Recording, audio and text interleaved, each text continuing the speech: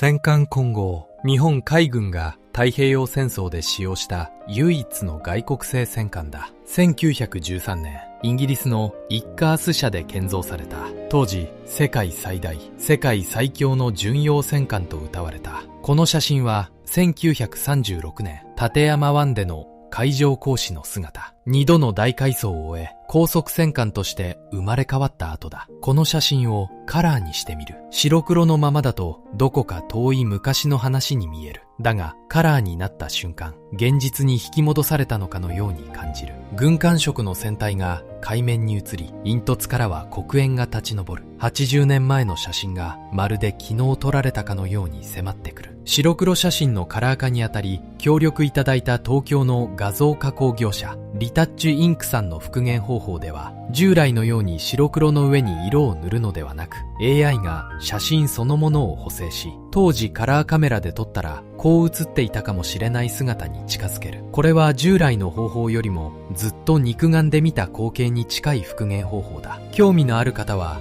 リタッチインク、レタッチ会社と Google で検索してみてほしい。今日は戦艦金剛の貴重な写真をカラー化してみよう。1913年5月、イギリスのクライド湾、竣工を控えた金剛が全力行使に臨んでいる。3本の煙突からもうもうと黒煙が上がり、27.54 ノットを記録した。この写真をカラーにしてみる。100年以上前の写真だ。だが、カラーになるとまるで昨日の出来事のように迫ってくる。まだ巡洋戦艦としてスマートな艦隊。世界最大の14インチ主砲8門が並んでいる。金剛は単なる輸入品ではなかった。日本は将来の国産化を見据えて、造船と兵器のトップ技術者たちをイギリスに派遣した。彼らは金剛が作られる工程のすべてをその目に焼き付けた。ミッカース社は戦艦ミカサや香取を建造した実績があり、日本海軍と親密な関係にあった。日露戦争でのミカサの活躍を誇りに思っていたという。発注にあたり、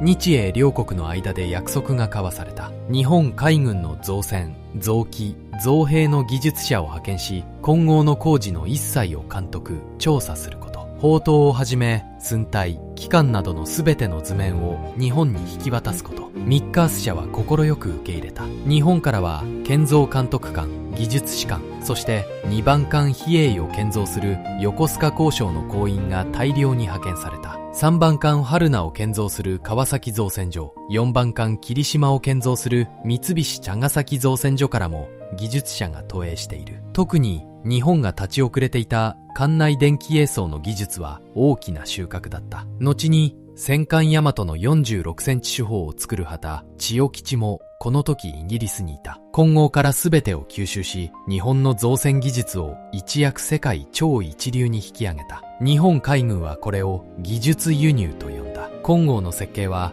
ビッカースの主任設計士、ジョージ・サーストン卿が担当した。当時、イギリスが採用していた 13.5 インチ砲より大きい14インチ砲を搭載。日本海軍が世界最大の艦砲を持った最初の例となった。主砲塔を前後2機ずつ配置する設計は世界の広い画期的なものだった。進水式ではちょっとしたエピソードがある。西洋ではシャンパンのボトルを割るのが通例だが、日本側の要望で鳩の入った薬玉が用意された。薬玉が割れ、中から鳩が飛び出す演出にイギリス人たちは大いに喜んだという。金剛型はこの設計図をもとに道芸艦、新石が国内で建造された。比叡、春名、霧島、4隻の高速戦艦が日本海軍の主力として太平洋戦争を戦うことになる。この写真は1925年から28年頃に撮影されたものだ。竣工から十数年が経った金剛の姿。3本の煙突に櫓式の艦橋。まだ巡洋戦艦だった頃のスマートな外観が残っている。日本語のキャプションには艦のスペックが記されている。米海軍の情報部が収集した資料写真の1枚だ。この写真をカラーにしてみる。カラーになると、この艦が本当に海を走っていたことが実感できる。波を蹴立てる艦首の白い波しぶき。煙突から流れる石炭の黒煙。竣工時の3本煙突のシルエットがそのまま残っている。冒頭で見た1936年の姿とはまるで別の艦だ。金剛は竣工後、小改装を繰り返していた。主砲の胸郭を25度から33度に引き上げ、射程を28,500メートルに延伸。水上偵察機の搭載設備も追加された。全部三脚マストを廃止し、射撃指揮所を含めた矢倉式環境に改められた。第一次世界大戦では日英同盟に基づき参戦。イギリスから混合型の貸与を求められたが、日本はこれを断った。代わりにドイツが租借していた中国の青島攻略に投入された。戦後、ワシントン海軍軍縮条約が結ばれた。日本海軍は88艦隊計画に基づき、新型巡洋戦艦8隻を建造する予定だった。だが条約により全て計画変更または中止となる。混合型は条約の制限の中で改装によって延命するしかなかった。1923年には皇太子、後の昭和天皇の台湾協定で御将官を務めている。混合は日本海軍の象徴でもあった。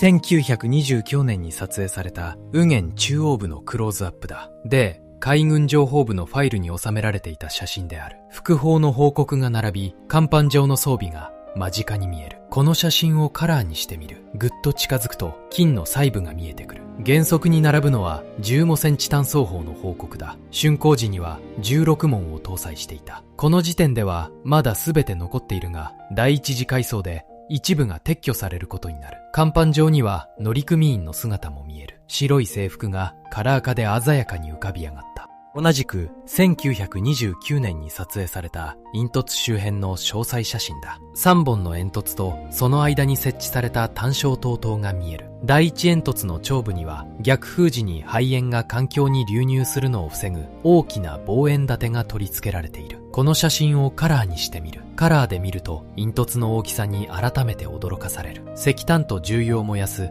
36基のボイラーがこの3本の煙突から排煙していた。煙突の間に立つ単焦灯塔は予選時に敵艦を照らすための設備だ。110センチの大型単焦灯が搭載されている。この3本煙突は混合の最も特徴的なシルエットだった。遠方からでも一目で混合が他と識別できた。だが間もなくこの姿は大きく変わることになる。これも1929年の写真。港内に停泊する混合の前景だ。第一次改装の直前に撮影されたもので、これが3本煙突の混合を捉えた最後の姿に近い。この写真をカラーにしてみる。カラーになると軍艦色の船体と海の色のコントラストが際立つ。竣工から16年が経っているが、船体のラインは美しい。イギリスの設計士サーストン卿が描いた優美な線形は年月を経ても健在だった。艦首から艦尾まで214メートル。前後に2機ずつ計4機の主砲塔が並ぶ。36センチ砲8門は竣工時には世界最大の艦砲だった。時代は急速に変わっていた。他国の戦艦はどんどん強化されていく。混合の防御力と速力ではもはや第一線で戦えない。だがこの姿はここで見納めとなる。この直後混合は横須賀港礁のドックに入る。3年に及ぶ大改装で混合は全く別の艦に生まれ変わることになる。1923年9月、東京湾。関東大震災の救援物資を運んできた米艦 USS ブラックホークから撮影された写真だ。伊勢型、長門型、扶桑型、そして金剛型。日本海軍の主力戦艦がずらりと並んでいる。この写真をカラーにしてみる。1923年9月1日、関東大震災が発生した。死者、行方不明者は10万人を超えた。震災の直後、米海軍は救援物資を乗せて東京湾に入った。米艦の乗組員たちが目にしたのは日本海軍の戦艦群だった。伊勢型、長門型、扶桑型、金剛型。日本の主力戦艦が一堂に会していた。この時日米はまだ同盟国に近い関係だった。ワシントン海軍軍縮条約で主力艦の保有数を制限し、平和を模索していた時代だ。この写真を撮った米軍の水泳たちは18年後に太平洋で日本と戦うことになるとは想像もしなかっただろう。金剛の艦名は奈良県と大阪府の境にある金剛山にちなんでいる。完成時世界最大、世界最強の巡洋戦艦としてその名は世界に轟いた。竣工直後の1913年11月には横須賀で特別観艦式が行われ、大正天皇が親謁している。東京湾での連合艦隊観艦式を撮影した一枚だ。昭和天皇が連合艦隊を閲覧した慶順洋艦の甲板から金剛が多戦艦が並ぶ艦隊を望む構図だ。写真の状態は悪いが当時の雰囲気が伝わってくる。この写真をカラーにしてみる。カラーになると乗務員たちの姿が浮かび上がる。甲板に整列して天皇を迎える水兵たち。水平線上に並ぶ戦艦軍のシルエット。大正から昭和兵日本海軍の全盛期だった。金剛は1931年から34年にかけて3度にわたり連合艦隊旗艦を務めている。日本海軍の顔ともいえる存在だった。1928年から1931年にかけて横須賀交渉で第一次改装が行われた。これが改装後の金剛だ。波を蹴立てて航行する迫力ある一枚。この写真をカラーにしてみる。改装前と比べると姿が大きく変わっている。3本あった煙突は2本に統合された。艦橋はパゴダマストが他に改められ、射撃式所が設置された。先ほど見た3本煙突のスマートな姿とは全くの別艦だ。改装の主な内容は水平防御と水中防御の強化だ。弾薬庫の上に4インチの装甲板が追加された。艦隊の両舷には3000トンのバルジが取り付けられた。魚雷や資金弾に対する防御のためだ。ボイラーもすべて交換された。石炭混焼管から重油洗浄管へ。煙の色が薄くなり、遠方から発見されにくくなった。水中ニョラ発射装置4機も撤去された。バルジを取り付けたことで艦の幅が広くなり、水中抵抗が増えた。排水量も増加し、速力は低下した。だが復元性能は向上し、被弾時の安定性が大きく改善された。1931年6月、金剛は巡洋戦艦から戦艦に艦種変更された。第一次改装後の金剛を艦尾がわからさツエイした写真だ。2本になった煙突とパゴダマスト型の艦橋が確認できる。この写真をカラーにしてみる。カラーで見ると船体の軍艦色と海の色の対比が美しい。艦尾側から見るとバルジの膨らみがよくわかる。このバルジが魚雷棒、魚の要だった。金剛の装甲後半には興味深いエピソードがある。ビッカース社製の特殊鋼板 V、C 鋼板が使用されていた。後の改装で装甲板にドリルで穴を開けようとすると、国産の同型三管はやすやすと通った。だが金剛だけはドリルが折れてしまったという。イギリスの冶金技術がいかに優れていたかを示すエピソードだ。1933年、港内に手曰くする金剛。第一次改装を終えて2年が経った姿だ。この写真をカラーにしてみる。穏やかな海面に映る金剛のシルエット。金剛の乗組員だった正木幾虎は後にこう改装している。金剛の出来栄えは素晴らしかった。国産三艦は細かいところでちぐはぐな点が目についたが、金剛は違った。艦尾を延長した後も若かりし頃の気質をそのままスマートな気持ちの良い軍艦でした。日本側の資料写真にはこう記されている。大戦艦金剛春名霧島。この写真をカラーにしてみる。カラーになると海を行く金剛の雄姿が一層際立つ。同じ姿の3隻が日本海軍の主力として海をかけた。だがこの後金剛はもう一度大きく姿を変えることになる。1935年から37年にかけて2度目の大改装が行われた。この写真は改装直後の姿だ。この写真をカラーにしてみる。今度は機関の乾燥と速力猛上が主な目的だった。ボイラーを大型重油洗浄管8機に換装。機関出力は13万6000馬力に跳ね上がった。最大速力は 30.3 ノット。艦尾を 7.4 メートル延長し、艦首の形状も鋭利に変更。主砲の胸角は33度から45度に引き上げられ、射程は3300メートルに達した。これにより金剛は太平洋戦争に参加した日本戦艦で唯一30ノットを超える高速戦艦となった。当時の第三戦隊司令官小沢治三郎少将はこう訓戒した。万事駆逐隊並みに扱うつもりで鍛え上げよ。横須賀の山城佐世保の金剛、地獄の金剛と呼ばれるほどの猛訓練が行われた。金剛型はその快速を生かし、空母機動部隊の護衛として最前線に投入されることになる。太平洋戦争に参加した日本の戦艦は12隻。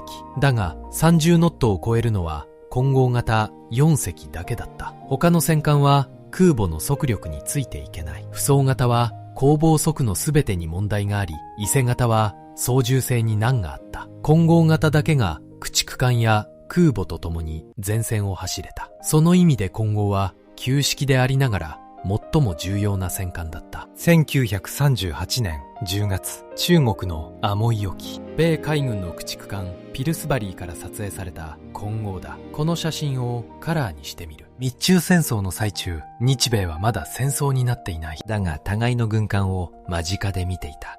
アメリカの水兵たちはこの巨大な日本戦艦をどう見ていたのだろう。3年後、日米は太平洋で激突する。この写真に写る混合は真珠湾攻撃から最後の日まで戦い続けることになる。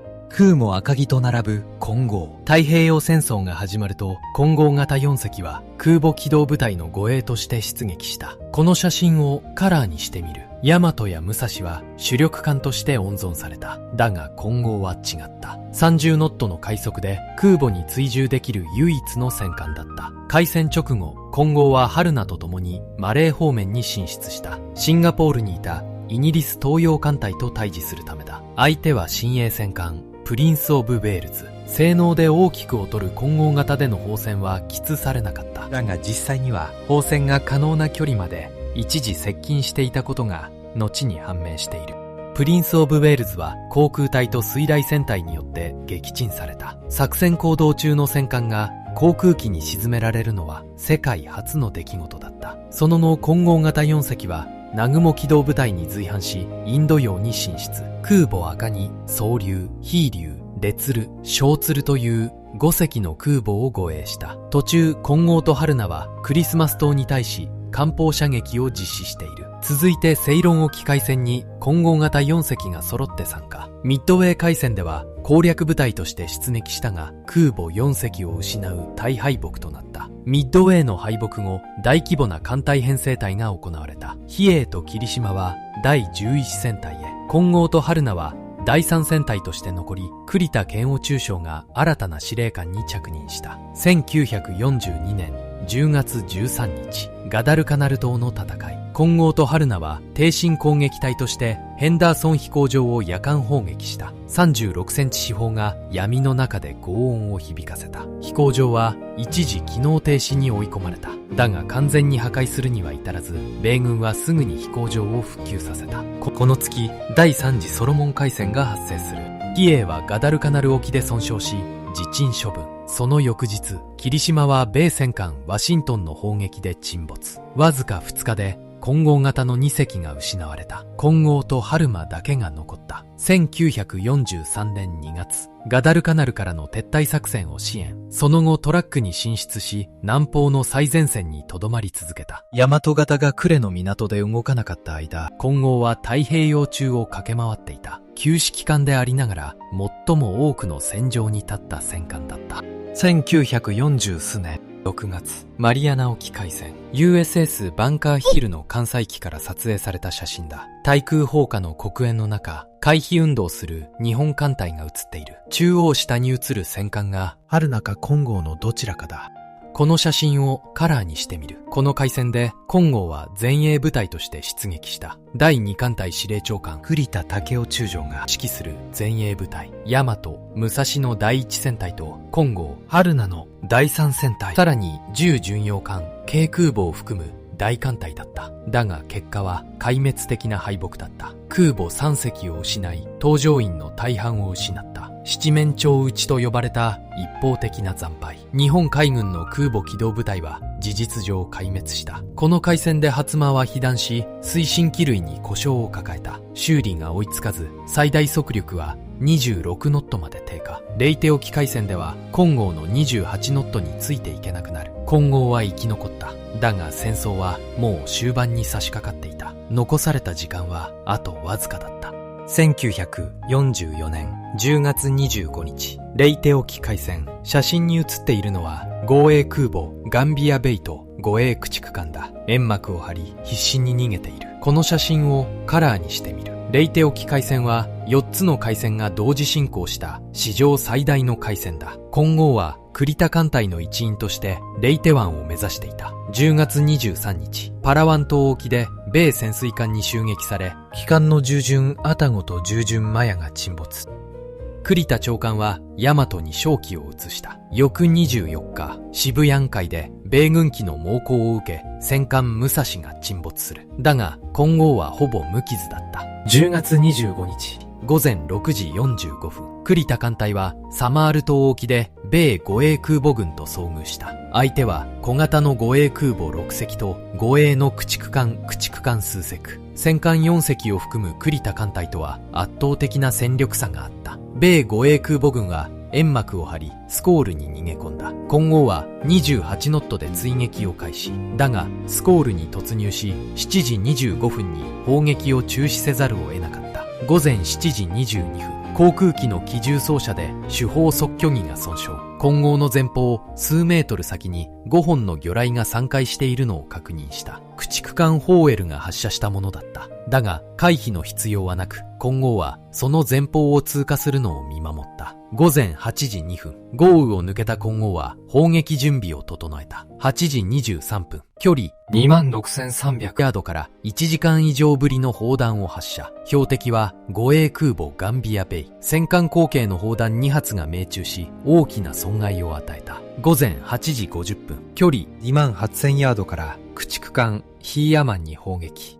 流骨下からの爆発が艦首部を浸水させ、従順つくまの砲撃と合わせてヒーヤマンを無力化した。午前9時20分、金剛は護衛駆逐艦サミュエル B ロバーツを発見。この小さな艦はすでに魚雷と弾薬をほぼ使い果たしていた。金剛は副砲から榴弾を発射。15.2 センチ砲弾2発が命中し、1発は水面下で全部火力室を破壊。速力が17ノットに低下した。そして主砲の発射許可が下りた。36センチ砲弾3発から4発が命中。残りのエンジンと全ての動力装置が破壊された。午前10時過ぎ、サミュエル B ロバーツは艦尾から沈没した。金剛がこの海戦で消費した弾薬は凄まじい。主砲弾309発、副砲弾347発、広角砲弾2128発、機銃弾5230発。戦艦が主砲で空母を撃沈したさず少ない事例だった。金剛にとって最大にして最後の戦果となる。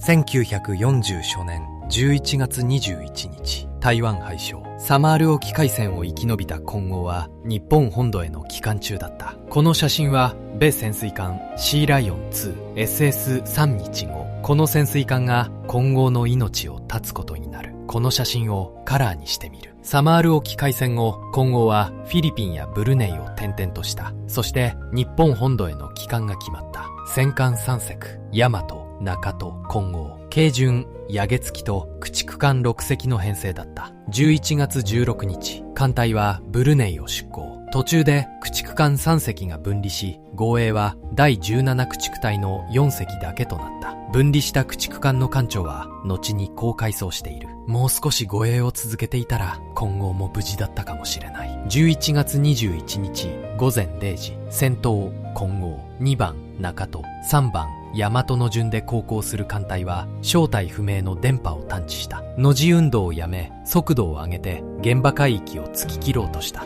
だが台風に突入し、護衛の駆逐艦も危険な状態になっていた。午前3時6分、台湾沖クリールーの北方50海里、米潜水艦シーライオン2が6本の魚雷を発射した。12ノットで航行していた金剛の座船に2本が命中。艦首と2番煙突下の艦室に飛来した。同時に中戸を狙って外れた魚雷1本が護衛の駆逐艦ウラファゼに命中。ウラファゼは轟沈し、艦長以下乗組員全員が戦死した。金剛は6番8番艦室浸水16ノット傾斜14度と報告。磯風と浜風に護衛され栗生へ退避することになった。だが金剛は寛齢31年、老朽化が進んでいた。レイテ沖海戦の資金弾ですでに浸水被害も受けていた。魚雷の破壊に加えリベットの継ぎ目からも浸水が広がっていく。しかし乗組員の誰もが魚雷2本で沈むとは思っていなかった。午前5時の時点でもまだ11ノットで航行していた。楽観視していたため駆逐艦をセシャンさせての退避は